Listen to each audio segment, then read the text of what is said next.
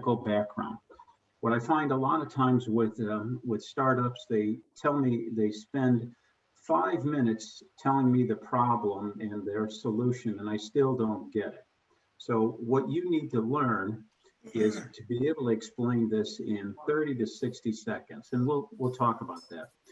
And when reaching out to people, I'm going to tell you about how to get more personal in your approach via email. So that's what this presentation is. Now, a lot of times questions come up during this presentation, and we're not going to address them here. It's about things like, how do I generate inbound leads? How do I handle sales objections? What kind of CRMs should I use? Well, should I use one? How do I negotiate? Somebody asked for this price, this is my price. How do we come to the right deal? People ask me, how should I price this product? By seat, by term, by you name it. Hey, I need help in hiring salespeople. So these are some of the topics that we're not going to cover, but I can do this with you individually because I've done all of this stuff. And I think, Zoe, you've got a poll that you can ask here. Yes, I do. I'm going to pull it up.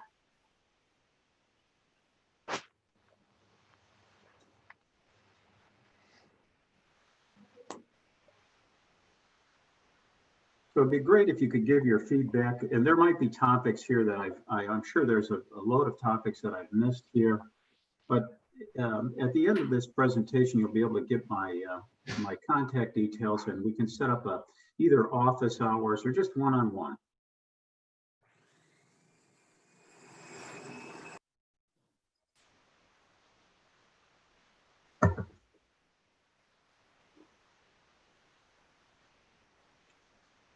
How are we doing, Zoe?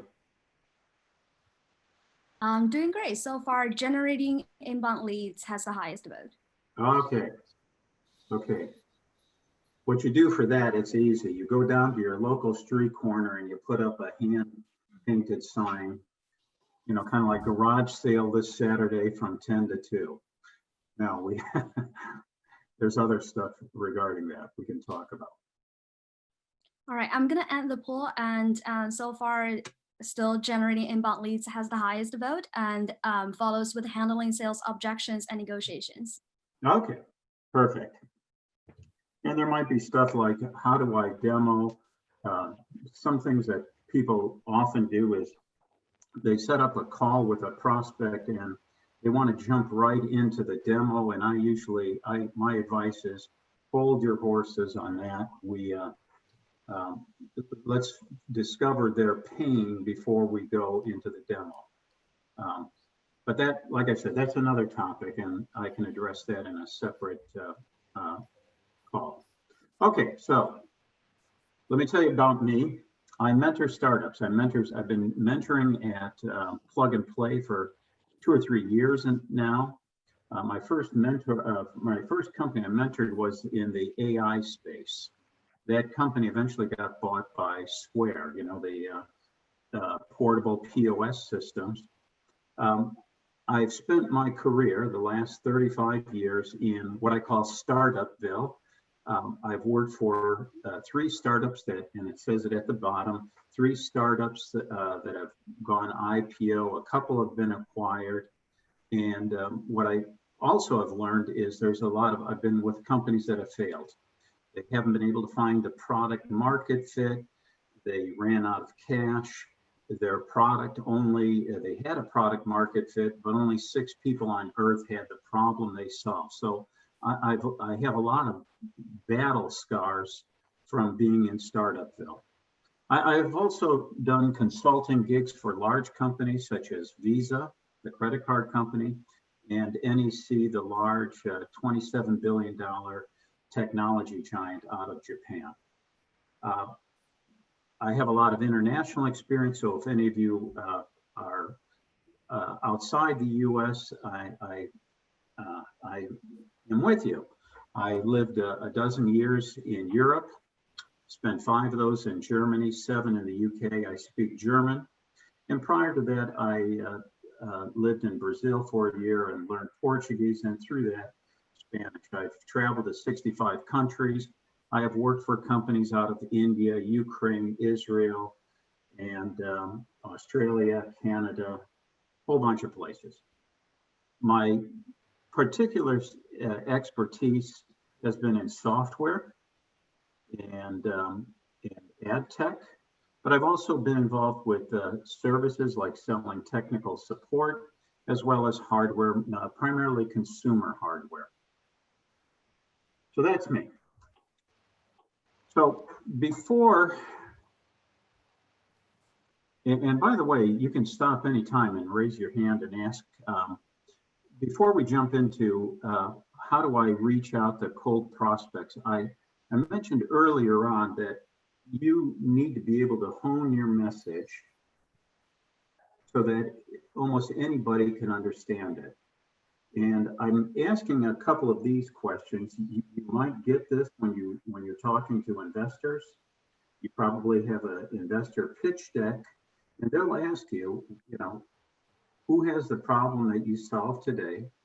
And I'm bringing this all up because this kind of is the prelude to doing cold outreach. You need to be able to really define the answers to this to help you. So I ask, who's got the problem that you solve today? How big is the problem? Remember, I told you I worked with a company. We were a $6 million business. We had about 25 customers, and we had about 60% of the market. So the total available market was about 10 million. We couldn't grow very much with that. Every time I talk to startups, I ask, well, who else does it? How are you better? And here's a big question I always ask. Why should people act now? In the world of business, but most people don't care about your business, unfortunately. And your greatest competitor is not the guys that you think are your competitors. It's actually inertia. Why should I act now? Is it tax day, April 15th, and I need to pay my taxes by then? Is it Christmas tomorrow? Is it my wedding anniversary? Better make sure I get the flowers for my wife. What is it requires people to act now? And I often ask startups this question: who exactly is your target market? I work at a company. I was employee number 10. We started off with one vertical market. Over time, I looked at about 16 other verticals. And along the way, and this may have already happened to you, we found several verticals that were even bigger than the very first vertical. So I find in working with startups, sometimes they come up with a solution and they need to pivot because they found a more lucrative area and they need to adjust the product for that. So I'm getting to this because I want to make sure that when we're doing these email campaigns, that we're targeting the right vertical. Who's the decision maker? Is it the CIO, the VP of finance, the janitor? And who else generally is involved in this decision? Is there a technical evaluator? Is there a business person? Is there an end user that uses your product? So I'm asking all these questions because that will help you frame your pitch in that email. Am I going too fast? All right. So now we've kind of got that in our heads, and we'll get to this a little bit. We'll touch on this in a moment. So how do you find prospects? What we're going to talk about today is using LinkedIn to find prospective customers that you can approach. So if you don't already today have a LinkedIn subscription where you pay for it, you'll want to do that. I pay about $60 a month. They have other higher level paying plans, but the $60 a month plan works out just fine for me for finding prospects. You can look on your prospective websites to find the people.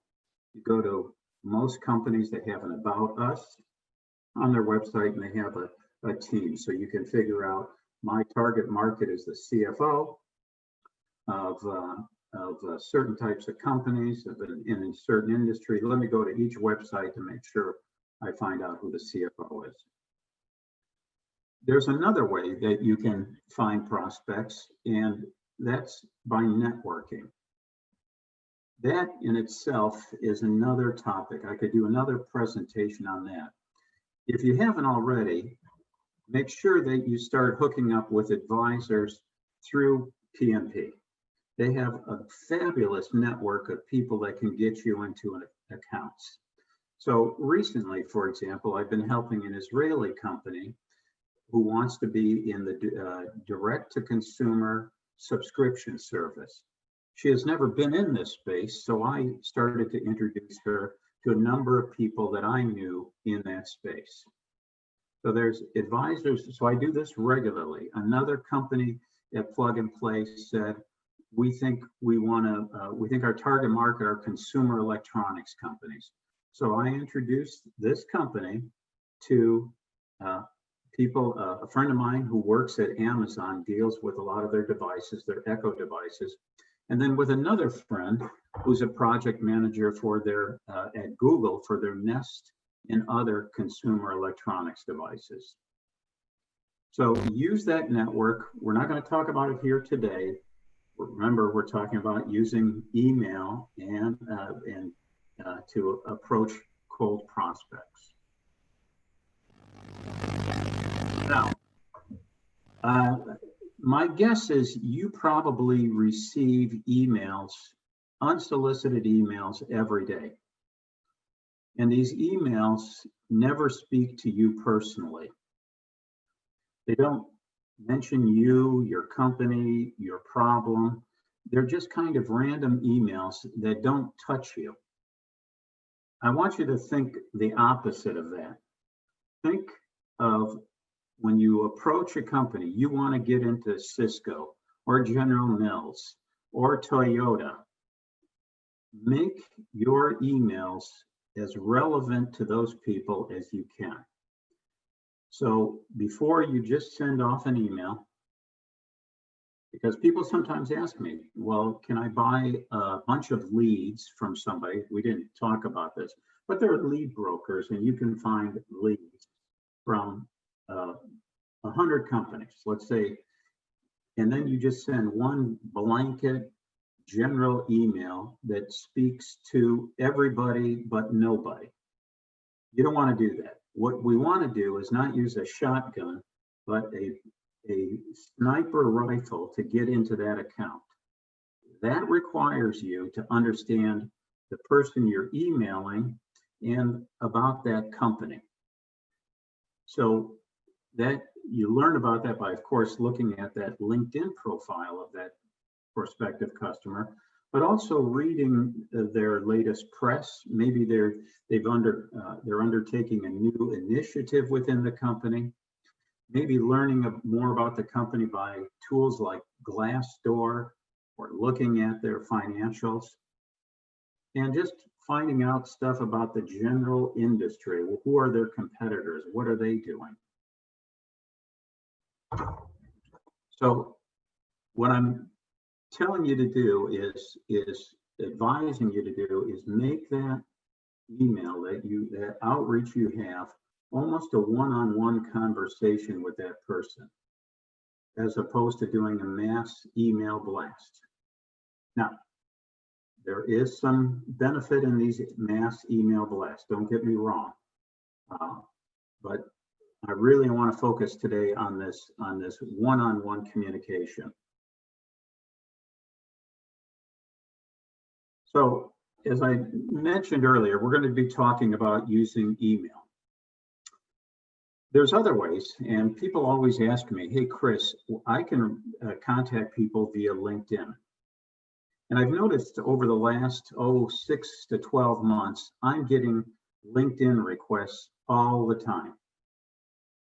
And either people are doing this on their own, or they're using tools like Meet Alfred or Duck Soup, or there's a number of these, what they call LinkedIn automation tools. I've not used Meet Alfred nor Duck Soup, though I have clients that have used these kind of products. I'll give you one example. Meet Alfred, one of the companies that I've been advising, has used this. You can kind of make a list, target list of say 90, I think you can every day, 95 clients or prospects, and Meet Alfred will automate that process of reaching out to those 95 people. There is something, I wouldn't call it shady, but LinkedIn does not like these companies. Nevertheless, there are a number of them that exist. And a friend of mine who does a lot of email marketing uses Duck Soup. So check those out. If I want to reach somebody, I can also use other methods, right? I can use Twitter. I can find them on Twitter. I can text them either on regular text or WhatsApp or Facebook Messenger. I can call. You could hire a company to call people, but that's even become more difficult because today in most of corporate world, people are using their personal devices rather than a phone sitting on a desk. Particularly true now in this age of COVID. So phone used to be kind of effective. I think it's become less so.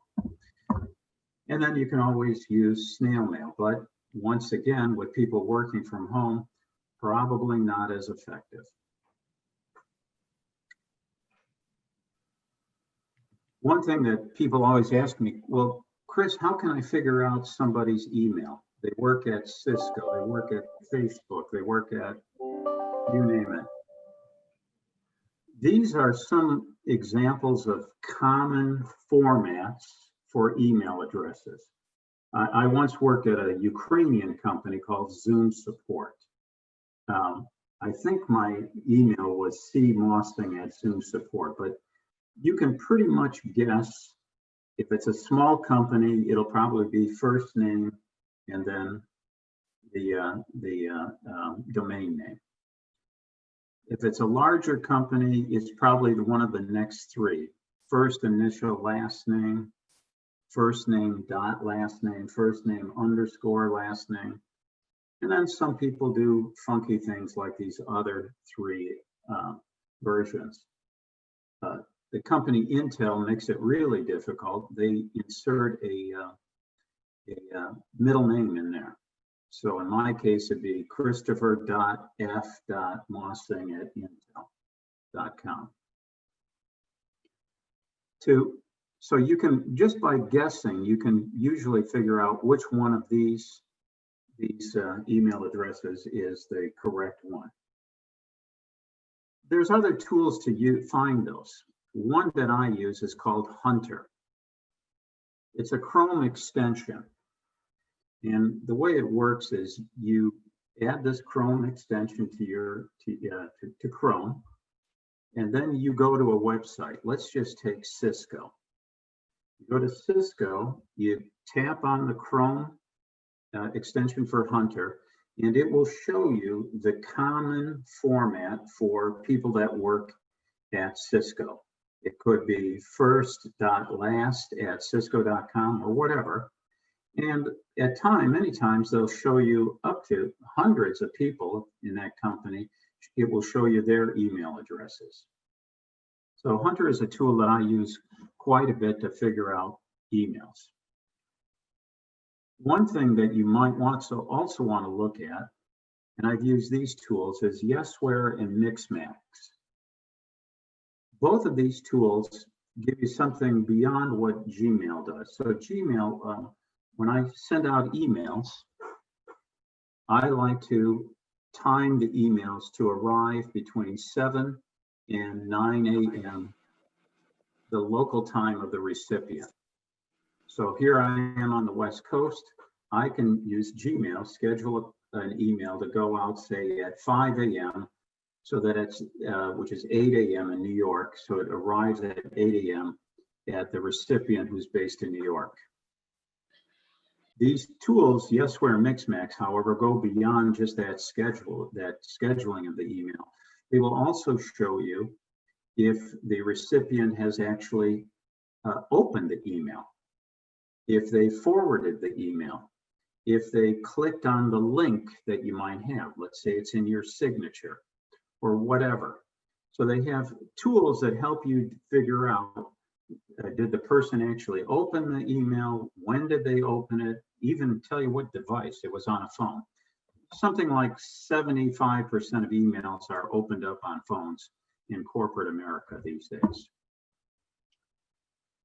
Calendly is another tool that I use. It's a way to stop and Mixmax and Yesware have the same functionality. I use Calendly to, in my signature, to say you want to set up a time, click here to schedule a 30-minute meeting with me. So Yesware and Mixmax have this same sort of capability. It makes it a lot easier than going back and forth, what day are you available? And then you're going back and forth via email. No need with these types of tools. Okay, let's jump into the email. The number one thing you want to achieve is when you are emailing somebody, you want them to open the email, right?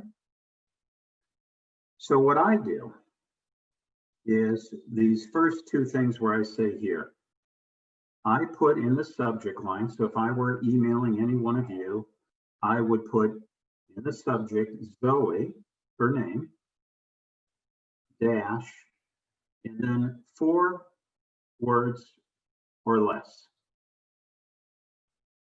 And you can play around with it. And those words could deal with something surprising, something funny. It could be numbers, it could be personal, something to get them to open it. And you can test this.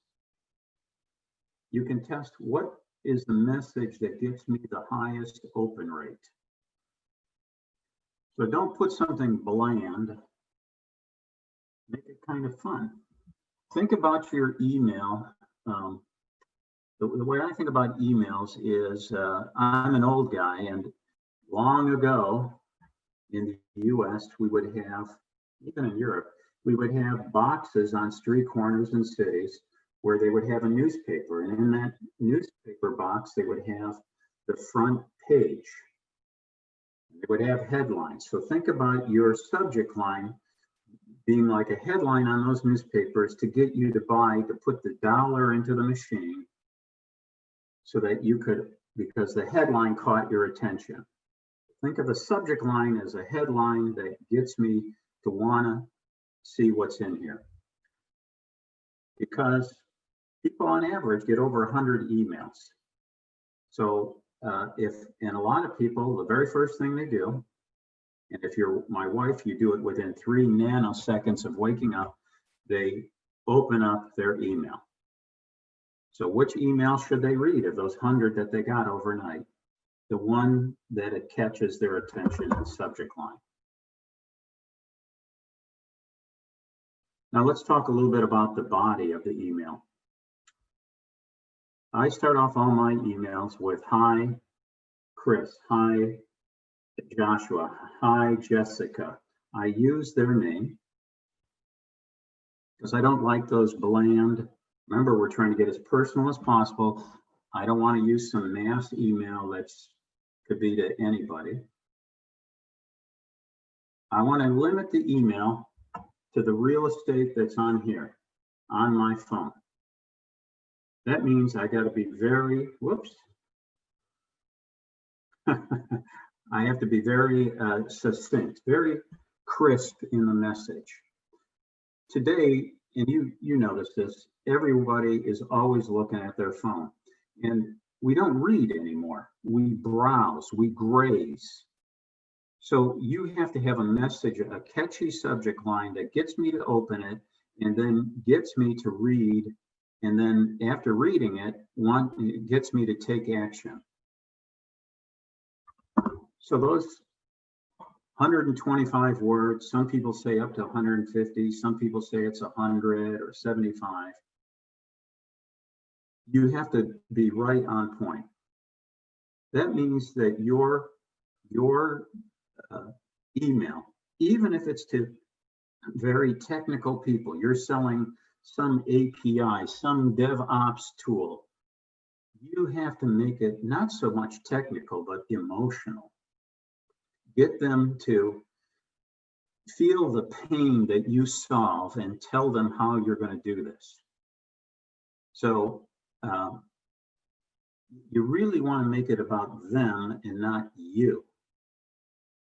Make it short and crisp. And guess what? You probably, if you start sitting down and thinking about this, you could come up with about 25 different ways to explain what your company, your product does to somebody. Right now in your head, you have one way of explaining it, but think about another way of explaining it is if I was standing in the Starbucks line behind you, 6 feet apart, of course, and I asked you, what do? You wouldn't give me some technical explanation. You would have about a minute, or in this case, about 125 words to explain that. So think along those lines, make it that way. Whoops, sharing the screen, sorry, let me go back. All right. So things you don't want to do. You don't want to sell. Your goal is not to explain all of the technical details, everything about your product, because that's what you're trying to get a meeting.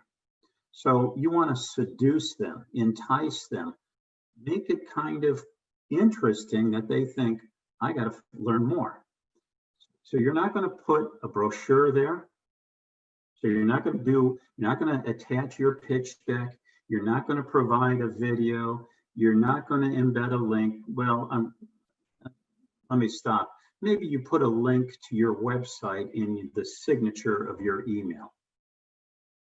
The thing that I have found in selling is if I tell people company A, company B, company C, all competitors to use our product.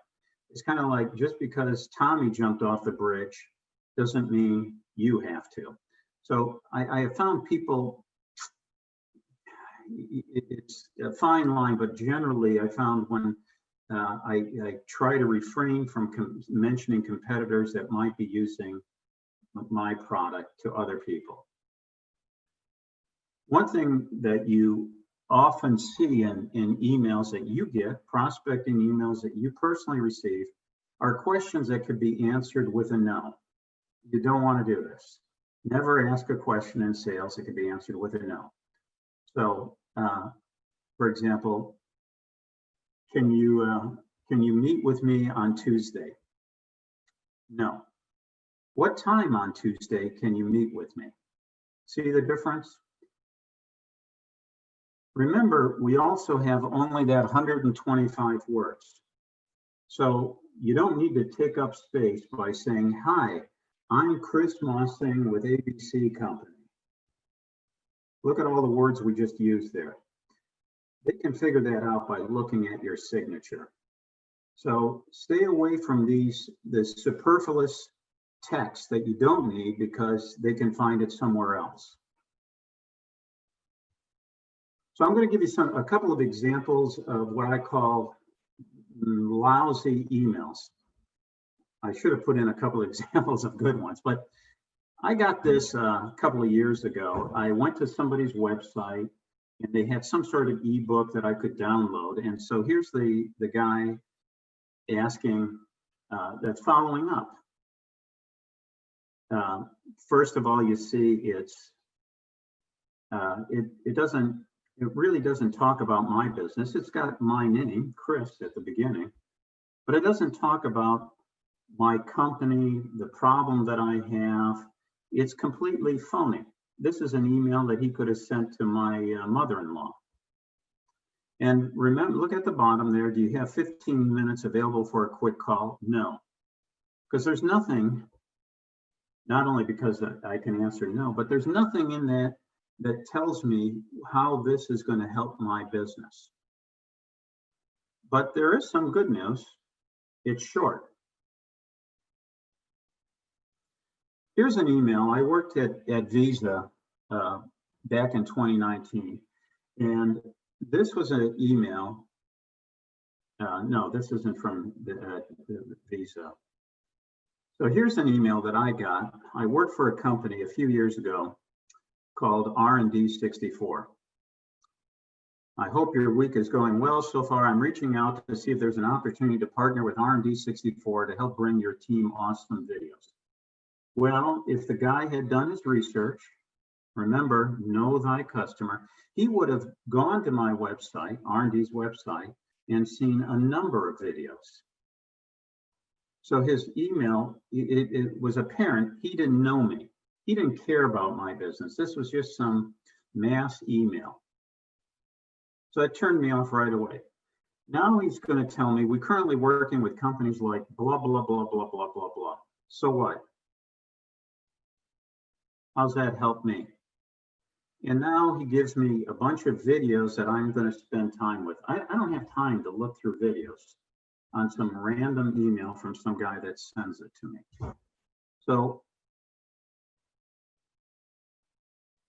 what I want you to do is, when you're thinking about these emails, your goal is to get a phone call, to get a Zoom meeting, to get an appointment. Keep it relevant to that customer, about their business. Keep it human. This is not, you're not a robot sending these out. It's you that's sending it out. Keep it mobile, short. Like I said, you've only got the space on that cell phone to sell. And then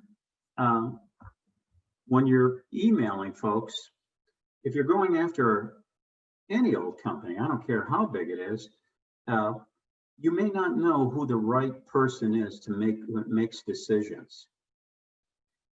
But you should assume whoever you email that they could be the decision maker. So sometimes I get emails that say, hey, Chris, I don't know if you're the right person, but could you direct me to the right person in your company? No, I'm not going to do that. I don't know you. So don't even, just assume that when you're emailing me about something that I'm the right guy. And because in any case, it's so rare that I would ever forward this. It's not going to happen. So email, find in your company, in your prospects. If you're emailing somebody at a large company like a Cisco or a General Motors or General Mills, figure out there must be at least 5 to 10 different people in that account that would could be possible people for you to talk to. And sometimes in companies, they may have a title, but it doesn't match up to what they're responsible for. For example, I worked at a company, and all of our purchasing in that company, it was a small company, we had about 100 people. All of the purchasing was not done by the woman that ran finance, but rather by the co-founder's wife, who had no such title. I mean, she didn't say co-founder's wife on LinkedIn, but you would never have known that it was her. So assume you need to contact more than one person. And let me talk a little bit more about that. Years ago, I managed a sales force across the country. One of my sales reps, let's call her Maggie, in Chicago one day called me up all excited. Hey, Chris, I met the person at United Airlines who really likes our solution. He's the right person, I'm sure of it. And we met at an event last night, and he said, send me more information. So I did that. So for the next few weeks, every time I spoke with Maggie, I asked her, how's it going with the United Airlines guy? And she said, he's totally ignoring my phone calls and emails. So then I asked her this question. So Maggie, in the house you grew up in, how would you get into the house? And she said, oh, I go through the front door. I said, that's it? Well, no, we had a garage door. Okay. Any other doors? Yeah, but we had a patio door. Okay. Any windows? Yeah, we had those too. So in my own house, if you wanted to get into my own house, I have 5 doors. I have 19 windows because I wash them myself. You can also be like Santa Claus and come into my house via the chimney. Or you could even tunnel under my house and come up under it. I've got a crawl space under my house and a door that leads to that. So there's over 25 different ways you can get into my house. So when you're thinking about emailing people, don't think just one person, the CTO is the guy we need to talk to. Figure on many different people. But when you email them, you don't want to email them all at the same time. You don't want to email 3 people in the same company together, because they'll all think, well, he's going to do it. No, she's going to answer. So email each person individually. So what happens then? You emailed. The question I always get is, Chris, nobody responded. And I saw, using Yesware, that they opened up the email. All the people I know opened up the email, or none of them did. Well, my first advice is always, let's resend the same email tomorrow or in 5 days. And instead of resending it, I forward it.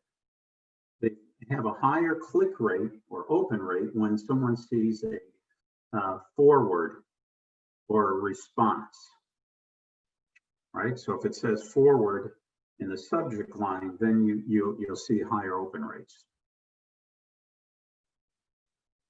Let's just say you still don't get any responses. So don't quit. You got to be persistent. People don't respond because they're on vacation. Their mother-in-law got sick and they had to go visit her. They were in the middle of the quarter end. They had a big project. So don't assume they don't love you. Just assume they were too busy to think about you. So try resending it 5 days later. If that doesn't work, well, let's try a different subject line to see if we get a higher open rate. Or let's change the body text. Remember, I told you earlier that if you wanted to explain what you guys do, you could probably describe it, write it up in 25 different ways. Matter of fact, I once worked at a company, we had a contest.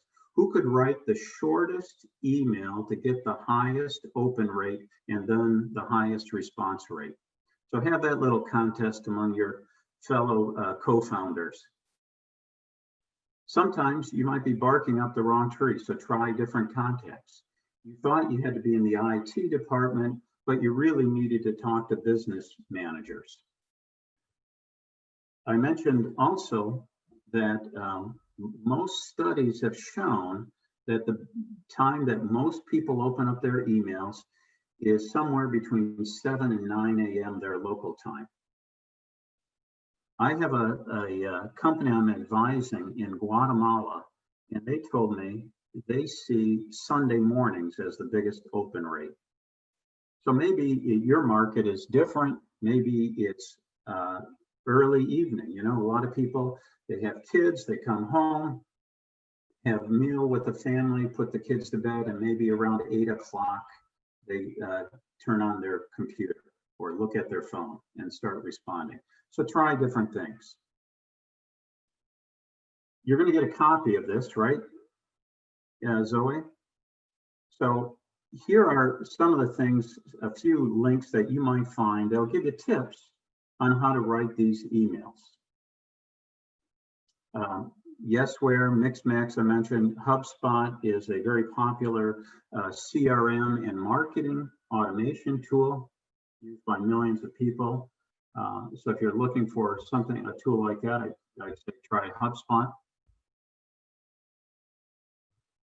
And finally, if you want me to help you with any of these, send me 2, 3, 7, whatever examples of a prospecting email, and I'll help you with it, critique it, improve it. This is what I did with I mentioned with the company, the PnP company, that wanted to get in front of Google and Amazon. And I worked with the co-founder, because he would write these emails that would be very technical and very long. And I said, your goal is to get the meeting, not to sell your product. It's to seduce them, to get them to open the email and then get their attention so that they say yes to a meeting. So I worked very closely with him, and we got it down to about 2 or 3 sentences. So happy to work with any of you on this. And this is how you can reach me.